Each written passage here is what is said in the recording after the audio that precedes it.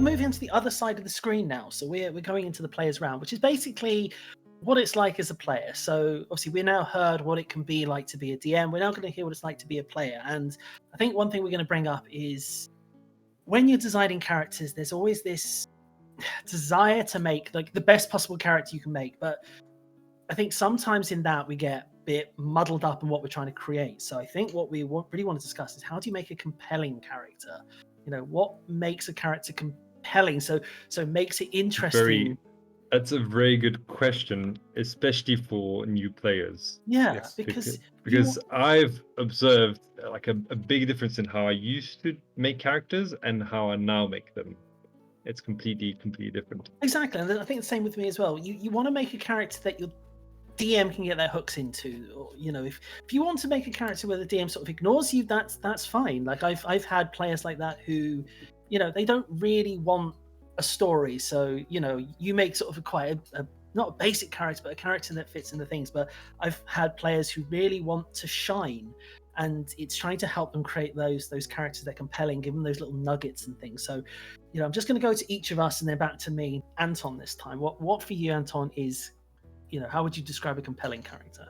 My first few characters in D&D were not very good. Right, I'll start with that.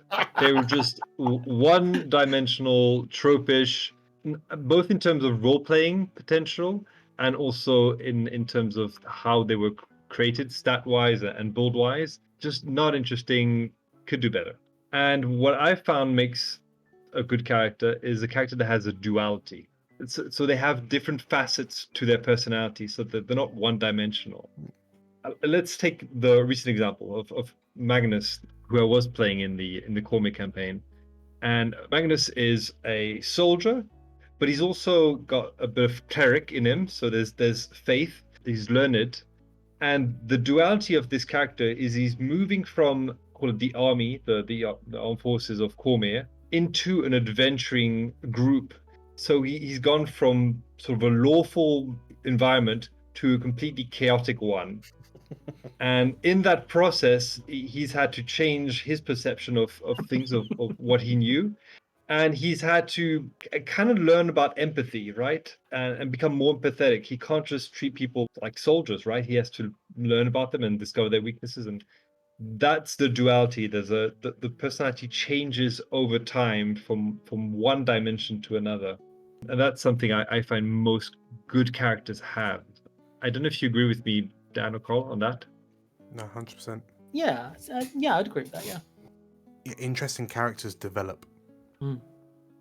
Having a character that is not anchored to a specific thing, Rope. Yeah. It gives you, as a player, if nothing else, that kind of freedom to move them about and have them tackle problems from different perspectives within themselves. Because, as you say, for Magnus, like, is he going to look at a problem as an ex-soldier, or as a cleric, or as an adventurer's guilder? The potential for growth in a character is really what drives them. So you can go and say, yeah, I've got a character and they're a mercenary veteran and they're grizzled and unhappy and hate everything. Okay, where's that character going to go from there? Yeah. You know, what is their redeeming quality? What is their weakness? That's where you want to go. You definitely want some DM bait for anything that makes a compelling character. Like, you've got to have, as I said, you've got to have that nugget for the DM to latch onto. It's not just things about that. It's about creating something for your character to grow and develop, as you sort of said. So, you know, every character I have, I try and avoid sort of tragic backstories.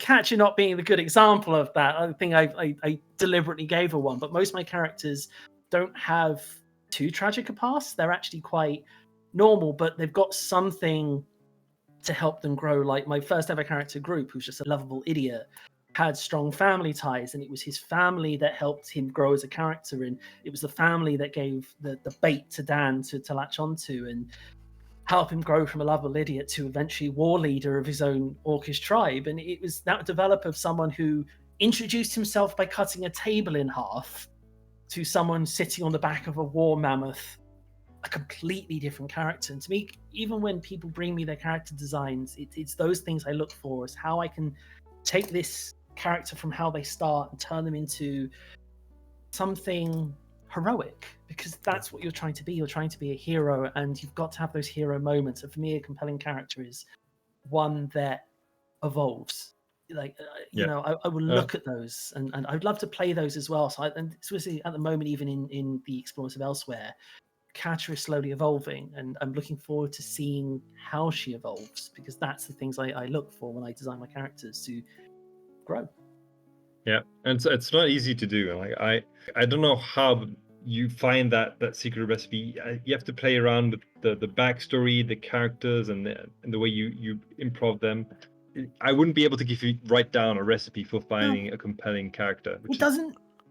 I know we're sort of saying this whole thing is about finding compelling characters, but the recipe doesn't exist, because it's objective. I mean, to each I've person. got a point that I think really helps. Yeah. All right, give us the recipe, Dan. Compelling characters are nearly always, in my opinion, flawed. Oh yeah.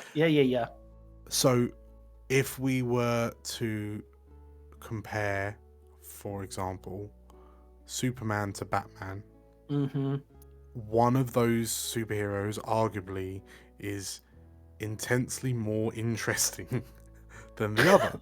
When you're invested in a character so much, you want to see your character succeed, and you want them to be their best selves a lot of the time. But sometimes that success has to be for a personal demon that your character has with them already. But when you say flawed, I would just like to preface that, because a character can be flawed by just being a jackass, right? But that's not what we're saying. I think what we're saying is their flaw is inherently tied to their qualities. Like it's kind of like, because they're good at this, they're really not good at this, and that's kind of that dichotomy where if your character is created in such a way where sometimes there are going to be kind of questions or situations they find themselves facing, and they just don't have a good response to it for whatever reason, that makes it an interesting choice. And like your character's decision in that moment then becomes significantly more interesting. When you look at, say, the original Star Wars trilogy, a lot of people will point at Han Solo as being the most kind of, invoke him as lovable, memorable character. Like more so than I suppose Luke, because Luke's just kind of the poster boy, and a lot of the stuff that Luke does works. Yeah, he is a bit of a wallpaper character. Right. Compared to a flawed character like Han. Like, you know, Han doesn't even want to be there at the start. Actually, in RPG, that's a pretty bad trope to lean on. I don't want to be here. It's like, avoid that. But Han Solo becomes this compelling character. Han Solo got a spin-off movie because there was all of this development potential that he went through. Like, he went through his own journey, and that was just very interesting to watch. And he's probably the worst character out of the group, right? In terms of values and qualities. Yeah, 100%. Right? He's the I'd worst. I'd argue that one because he who's the worst? He cares more than he lets on, and I think that's the thing that they. Oh, we're gonna get so many angry people at me talking about Solo there. But Han Solo does care, and it's very clear in the second one because he puts himself in danger almost the moment he finds out Luke's in trouble. The moment Luke doesn't return back, he searches the whole base for him. And then here we go. That's the dichotomy again. It's like he cares, also a bit of a jackass, but pretends he doesn't. And that's again, this is where that comes in. I think, as Dan's saying, flaws are important for characters. Like if we go back to the Star Wars analogy, every character you can think of has a flaw in some regard. Luke is naive. Obi-Wan is, I don't know how to really sort of say it. He's dead. Not in the first one. He's not. He's towards the end. It is by the end of it. Spoilers. Han Solo has his pride. Leia has her drive, which is a positive and it's a negative because obviously it leads her into bad situations. And even Tarkin has his. What about Jar Jar? Arrogance. Wrong films, but and I'm not going to get into that discussion because this isn't a Star Wars podcast; it's a D&D podcast. We're in the wrong podcast. Every character I've created does have a flaw of some description. Group was, naive. Katja is secretive, distrusting because of her upbringing. You just said it. It's because of. Yeah. Distrusting because of. Mhm. And Magnus lacks empathy because of kind of his training as in the armed forces and those kind of things. The because of is an important bit, because better or worse, I've seen a lot of characters that are unashamed edgelords. Yeah. And like there are certain mediums, like I'm gonna put my neck out a little bit here and say, in a lot of anime, for example, like Eastern animation, you'll have a lot of edgy, dark, brooding, mysterious characters, and they're cool. Like a lot of them are cool. I won't take that away from them. But a lot of the time, they're also not a main character that you're really invested in. As a player, I just don't think we should be building characters that are inherently side characters, if that makes sense. So like you need the because of. You can't just have, and it has to be a positive quality there, like this because of.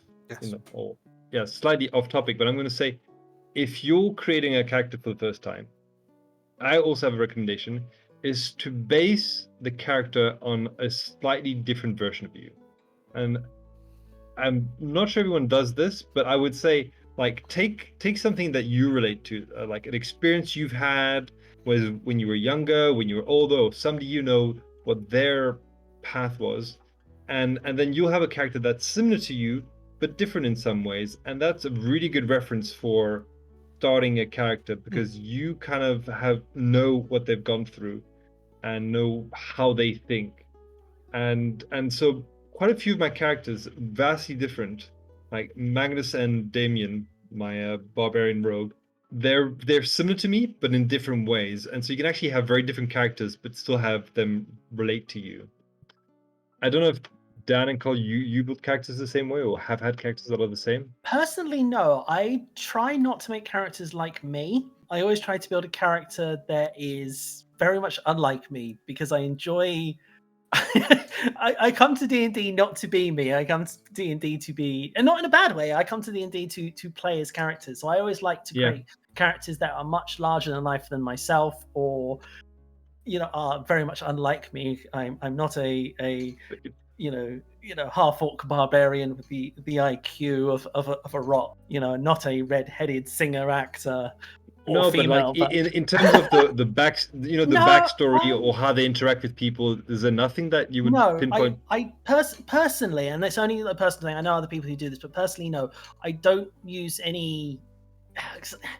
Not that I say I don't have any experiences with this thing, but I don't want to use stuff from my real life in these sort of situations, personally, because for me, I'm creating a whole new persona and character and things, and I want to create their life from the choices and the backgrounds I create, which kind of I was going to sort of mention before we came back onto this, is when it actually comes to these sort of compelling sort of moments, you don't need to have these straight away.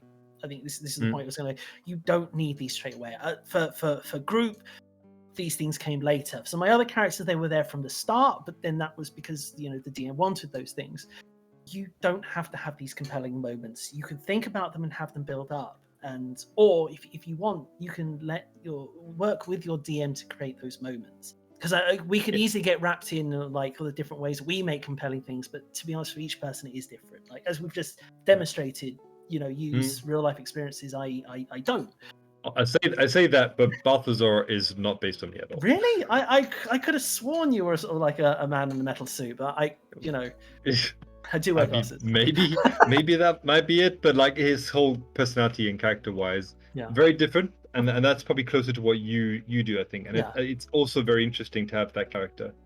But I don't think I would have started with that very well. It's because I've had those other characters that I'm able to play Balthazar, I think. Well, before we sort of leave it, let's just quickly sort of say to Dan, so he can sort of say his piece. How do you use real life experiences, or do you just make it up? I am 100% guilty. Nearly every one of my characters is based off some ephemeral personality trait that I have. The grumpiness of Algrim The dwarf librarian, the charisma, showmanship of Meridius, like the gunslinger, fireslinger, whatever. The raw, chaotic whimsy of Azorius. I to be fair, I do base them off those just because that means I've got this inbuilt library of things I can just do at the drop of a hat. One thing I just really want to quickly say, you mentioned kind of working with your DM to kind of build these compelling aspects. I think it's also really, really important to work with the DM, especially at the start of the session. Well, I know a lot of players will go, I'm about to play in a new campaign, and I'm going to play this character that I've had racked up and ready for ages.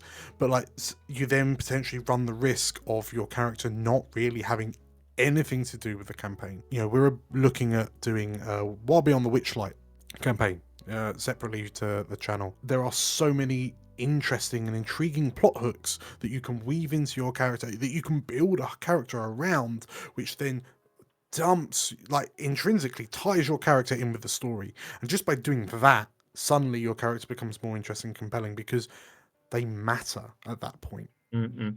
Do you speak with the DM to tie your character to the campaign? Just to sort of wrap up, I said everyone is different, every character is different. Obviously, this is just sort of our opinions, but hopefully this helps you design a character with at least some sort of compelling aspect. But let's move on.